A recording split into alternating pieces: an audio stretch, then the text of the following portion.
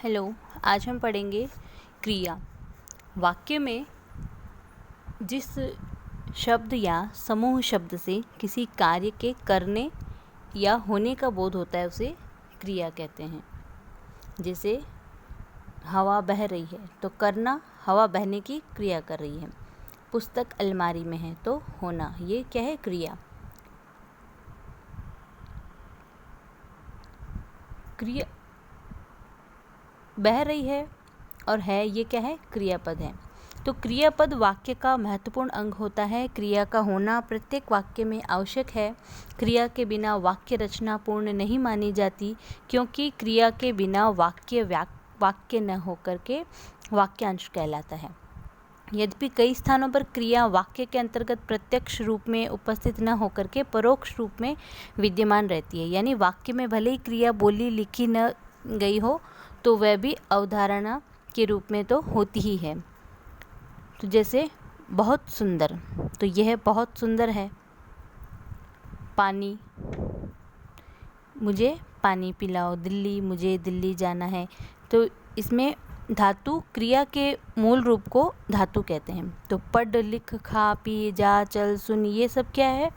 धातु है। तो क्रिया धातु का सामान्य रूप क्या होता है वो हम देखते हैं।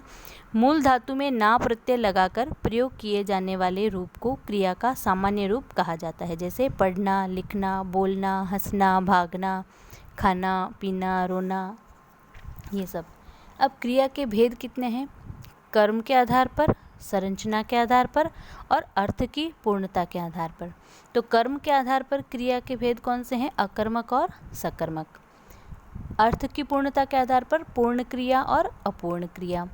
संरचना के आधार पर, धातु के आधार पर संयुक्त क्रिया और प्रेरणार्थ क्रिया, पूर्वकालिक, मुख्य क्रिया, सहायक क्रिया, तात्कालिक क्रिया।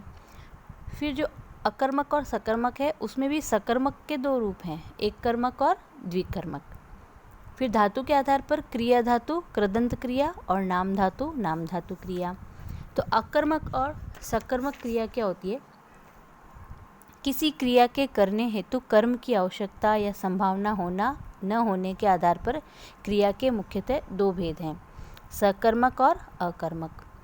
अकर्मक क्रिया जिस वाक्य में क्रिया का फल कर्म पर न पड़कर केवल कर्ता पर ही पड़ता है, अर्थात जिस क्रिया के करने में कर्म की आवश्यकता ही नहीं होती, बिना किसी कर्म के क्रिया संपन्न हो सकती है, उसे अकर्मक क्रिया कहते हैं।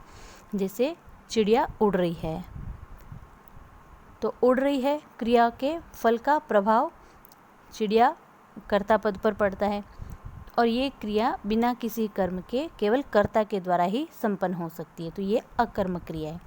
फिर सकर्मक क्रिया, जहाँ क्रिया के घटित होने की प्रक्रिया में कर्म की आवश्यकता होती ही है, उसे सकर्मक क्रिया कहते हैं। सकर्मक क्रिया कर्म के बिना संपन्न हो ही नहीं सकती। जैसे राम पत्र लिखता है, अध्यापक प्रश्न पूछते हैं। तो इसमें इन वाक्यों में पूछना और लिखना, ये क्रियाओं का प्रभाव क्रमशः प्रश्न और पत्र पर पड़ रहा है, क्योंकि इनके बिना क्रिया पूर्ण हो नहीं सकती।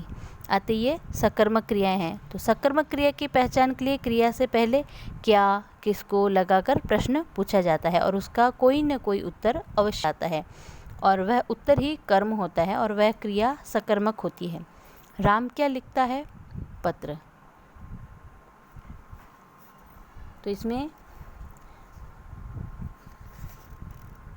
कोई क्रिया अकर्मक भी हो सकती है और सकर्मक भी हो सकती है। यदि वाक्य में किसी क्रिया के करने में कर्म उपस्थित है अथवा कर्म तो नहीं है किंतु उसकी संभावना है, तो वह क्रिया सकर्मक होती है। जैसे लड़का खाता है, वाक्य में खाता है सकर्मक क्रिया है। यद्यपि वाक्य में कर्म क्या है? खाना या रोटी का उल्लेख नहीं है, किंतु बिना किसी कर्म के खाना क्रिया संभव ही नहीं हो सकती। तो खाना क्रिया के लिए रोटी, केला, दही, आम, कुछ भी खाद्य वस्तु होनी ही चाहिए, और वही कर्म होता है, इसलिए खाना क्रिया सकर्मक ही है।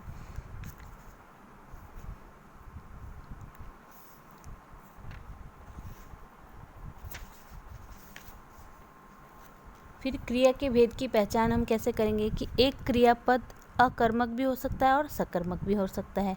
अर्थात अपने प्रयोग के अनुसार एक ही क्रियापद सकर्मक भी हो सकता है और अकर्मक भी हो सकता है। जैसे लड़का इस विद्यालय में पढ़ता है, तो ये क्या है? अकर्मक क्रिया। क्या पढ़ता है? ये प्रश्न अनावश्यक है। तो लड़का अखबार पढ़ता है, तो ये क्या है? सकर्मक क्रिया। क्या पढ़ता है? उसका कर्म क्या है? अखबार पढ़ना।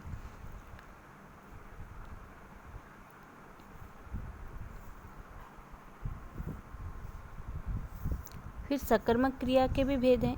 एक कर्मक क्रिया, जहाँ क्रिया एक कर्म के साथ होती है, उसे एक कर्मक क्रिया कहते हैं। जैसे मोहन खाता है, नीलम पुस्तक पढ़ती है।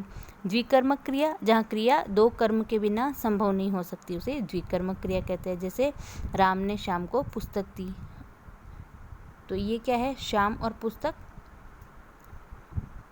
तो दो दो कर्म नहीं होंगे तो ये क्रियाएं संभव ही नहीं हो पाएगी।